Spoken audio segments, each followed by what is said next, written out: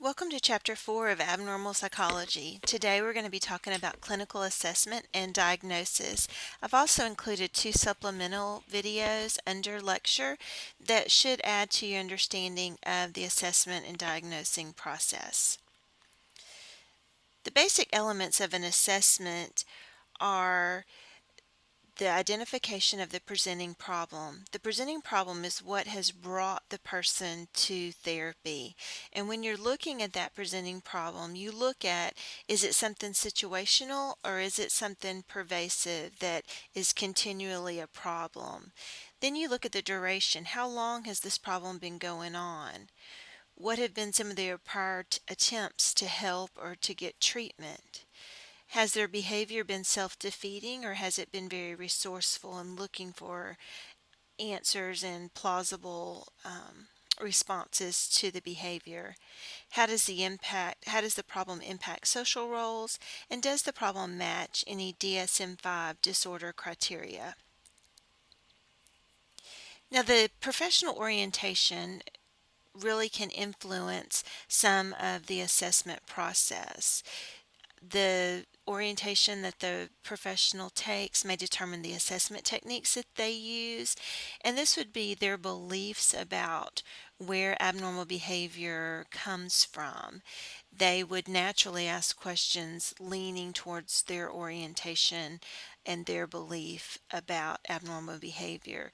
Now, this orientation does not limit the clinician to one type of assessment, but as I said earlier, it would make sense that based on their beliefs about the development of abnormal behavior, they would begin to ask questions and look for information from that point of view.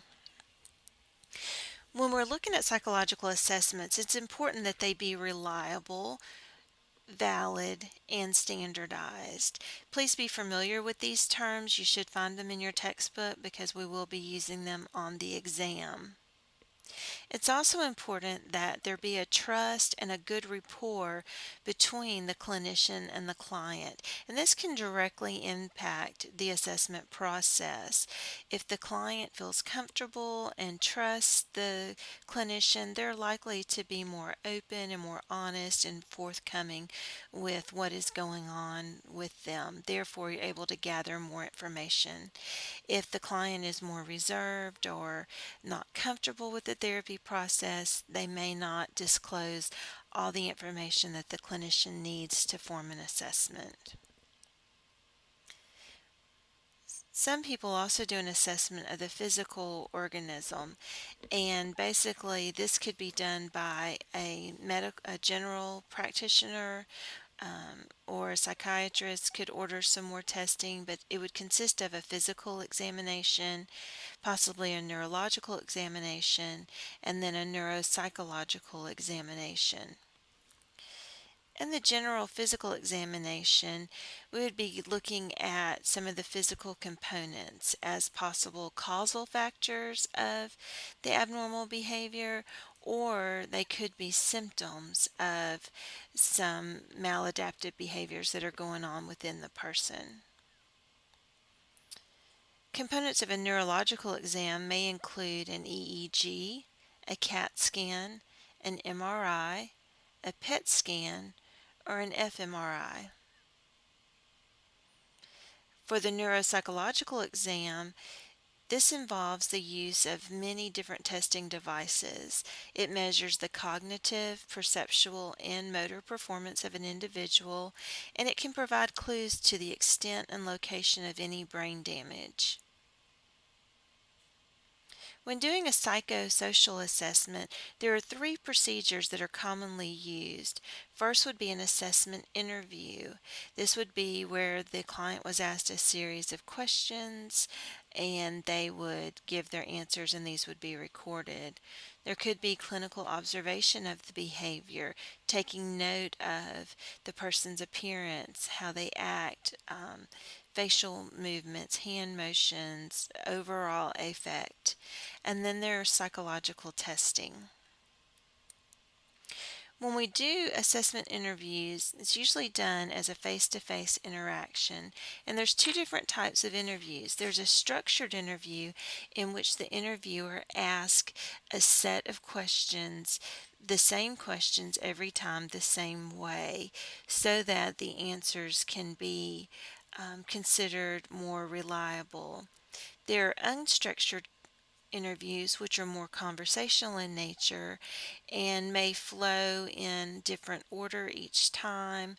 Um, these interviews are usually a little more comfortable, but they may not be as reliable because the client may get off topic or they may give information that's not necessarily related to the assessment.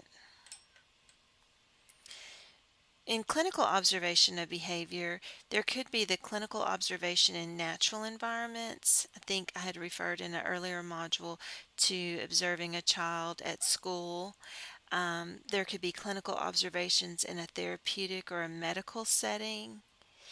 And then the use and the purpose of the rating scales of these clinical observations. There's two general categories of psychological tests that we use in clinical practice. There are intelligence tests that are basically measuring IQ, and then there's personality tests. The most commonly used intelligence tests include the WISC-4 and the Stanford-Binet for children and the WAS-4 for adults.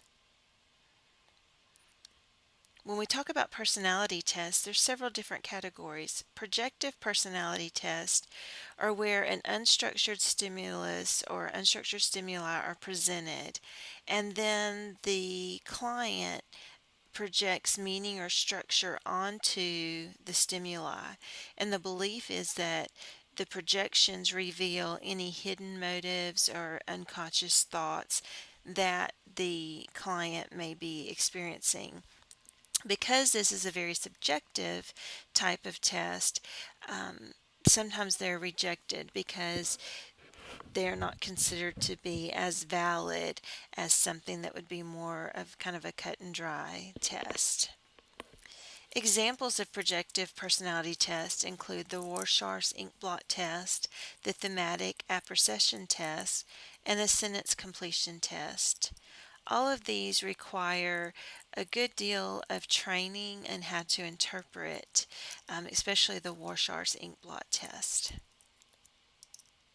When we classify abnormal behavior, such as in the DSM, there are several benefits of classification. First, by classifying, we introduce order, we establish communication, we can use it better for statistical research data, and it clarifies insurance issues. As I mentioned earlier, the DSM codes are used when filing for payment from insurance.